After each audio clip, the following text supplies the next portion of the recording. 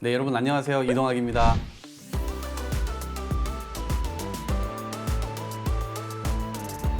네, 반갑습니다. 백경훈입니다.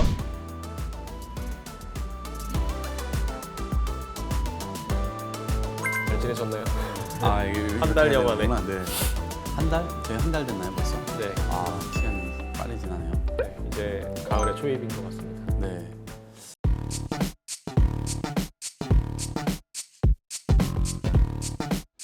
네, 아무래도 이거는 북한이 원하는 것은 여러 가지로 지금 제재 국면이 계속 지속되고 있었잖아요. 그러니까 그것이 좀 힘든 측면도 없지 않아 있는 것 같고, 또 하나는 이제 중국과의 어떤 관계라든가 이런 것들도 조금 개선해 보려고 하는 것 같고, 그래서 어떻게 보면 중국 쪽의 니즈를 조금 북한이 반영하고 있는 것이 아닌가? 이런 생각도 좀 들었고요. 외부에 적을 설정해야 내부의 결속을 또 다질 수가 있잖아요. 그러한 포석으로도 좀 느껴지기도 하고요. 뭔가 자신들에게 필요하니까 이런 문제를 삼는 것이 아닌가라는 생각이 들었고, 그 문제가 타당하다거나 저는 그냥 그럴 수 있는 거다, 그냥 이런 정도로 그냥 생각을 하게 됐습니다. 네. 그러니까 한미 연합 훈련에 대한 거의 이제 무조건적인 반사 같은 반응이라고 보는데요. 저는 계속 이런 식으로 반응을 보일 거라고 생각을 합니다. 이게 하여튼 또 한편으로 보면 이게 북한의 두려움의 표현이 아닌가라는 생각도 들어요. 북한이 가지고 있는 가장 제1의 목표를 따져보자면 저는 이제 체제 유지와 국가의 생존이라고 생각을 합니다. 이제 북한 입장에서는 날선 반응들을 보일 수 있다라고 생각을 하지만 또 거꾸로 생각을 해보면 이제 북한에서 이런 행해지고 있는 미사일 도발이라든지 뭐 최근에 있었던 지배 도발이라든지 좀 이제 이 어느 정도 정상 궤도 안에서 이제 얘기가 되어야 되지 자꾸 이런 식으로만 얘기가 되는 건 그냥 뭐 이렇게 공중에 대고 그냥 얘기하는 것 뿐이다라고밖에 생각이 들지 않습니다.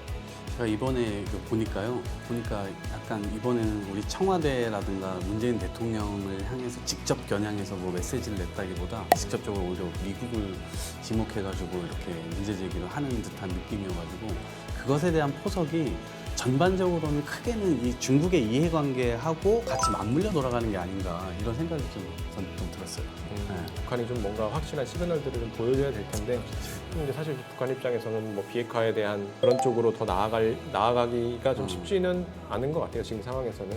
그러다 보니까 이제 자꾸 이제 이런 남한의 한미연합훈련에 대해서는 날선 반응들을 계속 보이고 있는 것 같고, 또 이게 어떤 이런 반응들이 어찌 보면 한편으로는 우리도 뭔가 계속 좀 대화든 어떤 식으로든 이제 좀 뭔가 이 연결해서 화전 양면 전술이라고 하죠. 계속 이렇게 도발을 하다가도 또 바로 또 대화 테이블에 나오기도 하고. 대화 테이블이 열리고. 그래서 같이 좀 뭔가 이 테이블을 위해서 같이 얘기를 나누고 싶다는 또 다른 신호이기도 한 것 같습니다.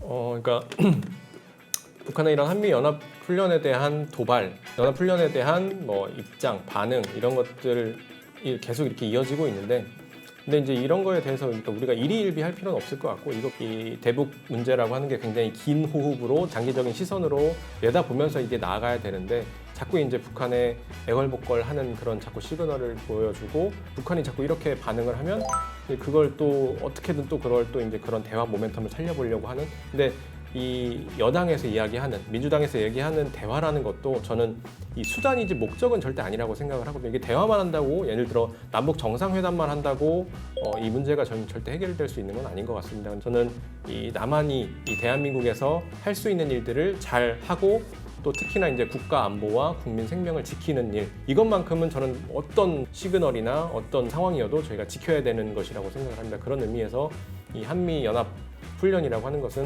우리 국가와 국민을 지키기 위해서 반드시 필요한 일이고, 뭐 이것만큼은 양보할 수 없는 것이다. 그리고 이 훈련이 없는 동맹이라고 하는 건 저는 뭐 허언에 불과하다고 생각합니다. 저희가 뭐 애걸복걸한 건 아닌데 다양한 목소리가 나왔다고 해서 그것이 뭐 후퇴했다 이렇게 볼 수는 없는 것 같아요. 결과적으로는 어쨌든 훈련을 하겠다라고 밝혔고 지금 이제 진행이 되고 있습니다. 훈련이기도 하고, 그래서 이게 대규모로 막 이렇게 하는 것도 아니고, 이제 그런 차원에서 보면 이게 충분히 할 수 있는 것들이라고 생각을 하고요. 그 다음에 또 한 가지는 이게 어쨌든 코로나19 때문에 대규모로 모두가 막 참여해가지고 같이 막 이거를 누군가는 이제 마스크 쓰고라도 해야 된다라고 주장까지 하는데, 실제로 지금 이 상황에서는 그렇게 하는 것보다는 지금 이 정도의 수준으로 이렇게 해가면서 또 대화의 물꼬를 또 트기 위한 어떤 여러 가지 노력들 이런 것들도 해 나가면 여러 가지 형태로 우리가 결과를 좀 좋게 만들어 볼 수 있지 않을까 이런 생각도 합니다. 네, 저도 적극 공감하고, 네. 그러니까 기존에 또 성향길 대표가 이야기한 그런 정도의 스탠스가 저는 맞다고 생각을 합니다. 특히나 이제 정부 입장에서 저는 다양한 그런 수단을 활용할 수 있어야 된다라고 봐요. 그러니까 그것이 대화이든 제재이든 아니면 북한의 도발에 대한 강력한 대응이든 이런 것들을 다 열어두고 하는 게 너무나도 당연히 맞는 것인데, 다만 이제 우리 나라를 지키는 것, 국민들을 지키는 것 이런 것들이 훼손되면 안 될 텐데, 이런 것들까지도 이제 자꾸 이렇게 좀 자칫 뭔가 북한의 말 한마디에 자꾸 이렇게 움직이려고 하는 이런 모습들이 오히려 국민들이 더 많이 좀 우려와 그런 좀 위기감 이런 것들을 갖고 있다고 봅니다. 그래도 뭐 뚝심 있게 저희가 한미 동맹이라고 하는 이 강력한 원칙 아래 이런 부분들이 좀 진행되고 있는 것이어서 중심을 잘 잡고 가보겠습니다.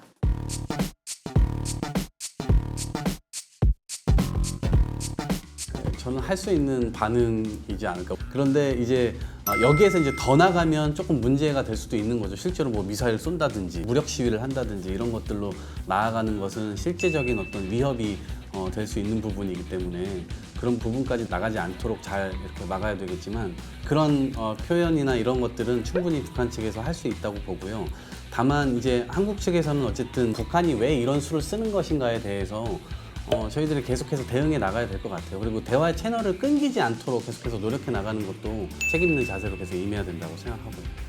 이게 뭐 전화 차단이든 훈련에 대한 비난이든 뭐 지난 이제 북한의 그런 반응에 저는 연속선상에 있는 뭐 그런 뭐 비슷한 반응들이라고 보고 있고요. 이런 부분들에 있어서 우리가 부안해동하면 안 된다라는 그것이 가장 더 중요한 것 같아요. 그런 부분들이 오히려 더 좀 우려스러운 부분들이 있는 것 같습니다. 그러니까 북한의 그런 반응들을 아까 말씀하신 것처럼 그냥 늘상 해오던 그런 칭얼거림 정도로 이제 그냥 그렇게 받아들이면 되는데, 자꾸 이제 이런 거에 대한 반응을 자꾸 보이고 뭔가 자꾸 이제 한 걸음씩 자꾸 물러나려고 하니까 오히려 더 이제 그런 대북 관계에 있어서 질서 이런 것들이 더 흐트러지고 있는 상황이 아닌가.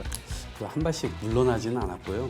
기본적으로 원칙은 계속 지켜가고 있고, 이러한 주변에서의 반응들은 저는 이 대화 물꼬를 트는데 좀 도움이 된다고 생각해요. 4차례 정도 정상회담 했다고 볼 수가 있잖아요. 그러니까 아마 저는 임기 말에 정상회담 하는 것이 저는 그래도 좋은 측면들이 저 있다고 보거든요. 이제 그 부분까지 더 나아가서 평화의 어떤 이런 부분들을 한 번 더 확약하는 어떤 그런 모습들이 좀 다시 나올 수 있다 그러면 여러 가지로 이점이 있을 거라고 생각합니다.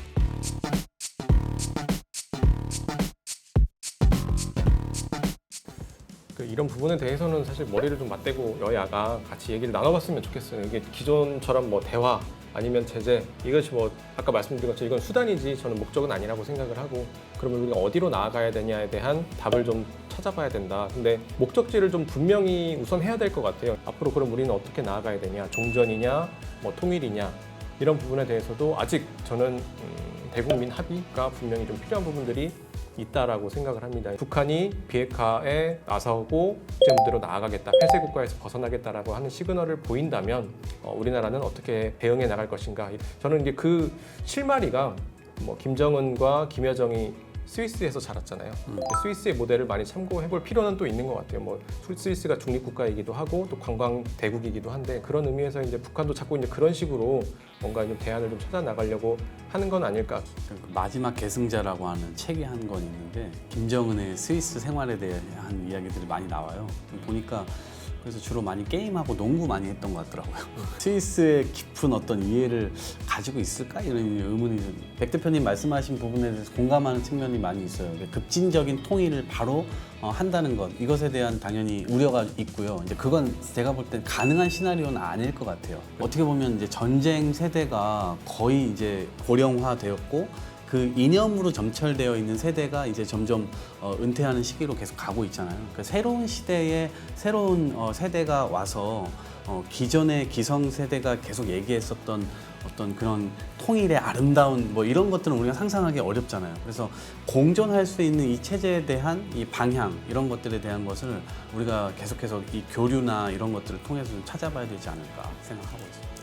어떻게 그럼 북한을 이 폐쇄 국가에서 끄집어내서 이 국제 무대로 나오게끔 할 것이냐, 그리고 정상 국가로 될 수 있도록 우리가 어떻게 이끌어주고 북한이 정상화되고 뭐 세계화되고 그리고 이제 시장화될 수 있도록 우리가 어떻게 이끌어줄 것이냐, 이런 부분들에 대해서 사실 그 디테일한 답을 좀 찾아볼 필요가 있을 것 같습니다. 말씀하신 대로 결국에는 밖으로 나오는 방향이 본인의 안전과 그다음에 이 한반도 평화와 북한 주민들의 어떤 이 생활 여건을 좀 더 나아지게 만들 수 있다. 이런 것들이 이제 공존의 이 결과로 우리가 만들어갈 수 있는 것이 아닌가 이런 생각이 듭니다. 어떻게 그러면 지금 김정은 체제에 북한과 우리는 공존해 갈 수 있을 것이냐에 대한 대안을 찾아 나가야 되는 것 같습니다. 근데 그것이 반드시 이제 통일로 귀결돼야 된다. 이거에 대해서는 좀 지금의 젊은 세대들은 좀 회의적인 반응들을 가지고 있는 것 같아요. 그리고 지금 종전선언에 대한 얘기가 계속 나오잖아요. 저는 이것도 좀 진척이 좀 됐으면 좋겠어요. 어떤 형태로든. 예, 그렇게 돼서 그거 선언하는 것만으로도 상당히 큰 의미가 있으니까요.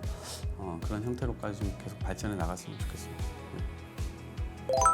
네, 여러분 이 문제 함께 고민해 봤으면 좋겠습니다. 우리의 미래를 그냥 맞이하는 것이 아니고 우리가 개척해 나가는 그러면서 이제 좀 해결의 실마리를 찾아 나가야 된다라고 생각을 했습니다. 구독. 좋아요, 알림 설정. 네, 다음에 뵙겠습니다.